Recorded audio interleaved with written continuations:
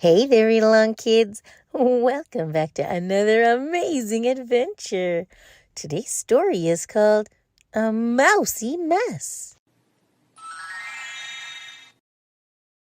Albert skipped as his big sister Wanda led the way to the People House playroom. Their friend Leo was coming with them. "I can't believe my mom said we can go," Albert said.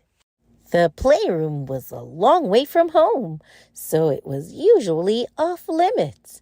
But lately, things had been different. The people had been away for days. They had packed suitcases and even the cat. Then they had put everything in the car and driven away. "We don't know when the people will be home," Wanda warned. "So we have to be ready to leave quickly. And we must put everything back, or they'll know we've been here." Albert gulped.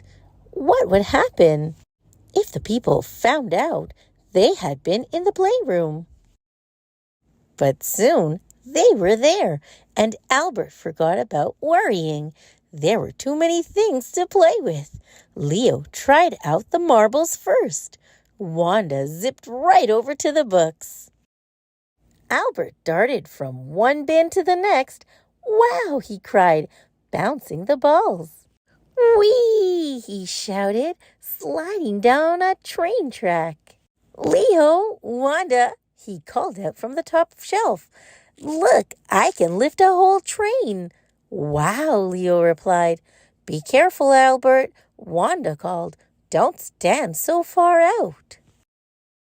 It was too late. "Whoa!" Albert cried as the bin toppled. He grabbed onto the shelf, but the bin kept falling, knocking over other bins as it went. Bonk, bonk. Wanda and Leo dove for cover. Together, the three mice stared at the mess. "Uh-oh," Leo said. "Oh no," Albert panicked. They had to get everything put away, or the people would know they'd been there. But how? "I'll get more mice to help," Wanda said. "You start sorting these things so we can put them back in the right bins. Just make piles of toys that are similar or the same in some way." With that, Wanda scurried off. Said Albert. "Which toys are similar?" He looked at a blue marble and a blue block. "These are the same color, blue. I'll make a blue pile." He added a blue train car. Leo picked up a yellow marble and a red marble.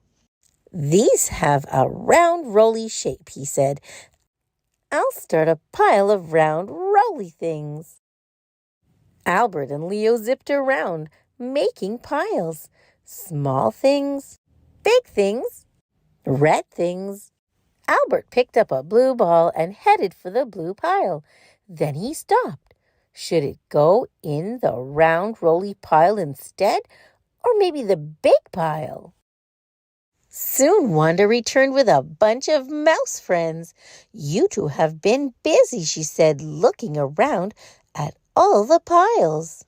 Wanda pointed to the picture label on each bin.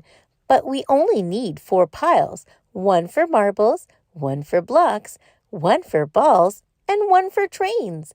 Albert and Leo stared at each other. They had to sort everything all over again. "You can sort in lots of different ways," said Wanda. "And you did.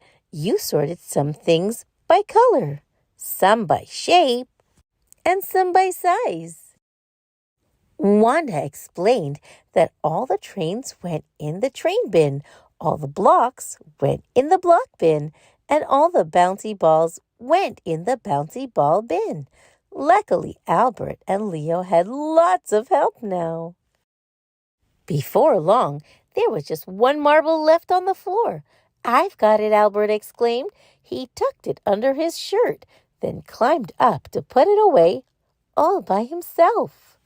But standing on the marble jar, Albert had trouble getting the marble out from under his shirt. He tugged and pulled, and whoa! Albert cried as he fell in. At that moment, the mice heard the front door open and voices. "Oh no," Wanda said. "The people are back." Mice ran for the mouse hole, all except Leo and Wanda, who raced to help Albert. "Hurry, Albert," said Wanda. "Grab my paw." Albert stretched, but he couldn't quite reach. The marbles under him kept moving. Just then, a large furry face appeared in the doorway. The cat! "Leo!" Wanda yelled. "Quick! Tip the jar!" They hung off the rim. The jar tipped, and Albert poured out along with all the marbles. The mice raced towards the hole as the marbles rolled across the floor.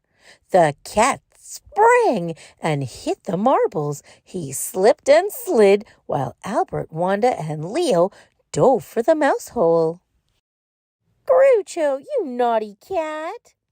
"We made it," Albert said, "but that was so close." And Wanda, "We left a huge mess." Wanda laughed. "Yes," she said, "but lucky for us, the people will never know it's a mousy mess."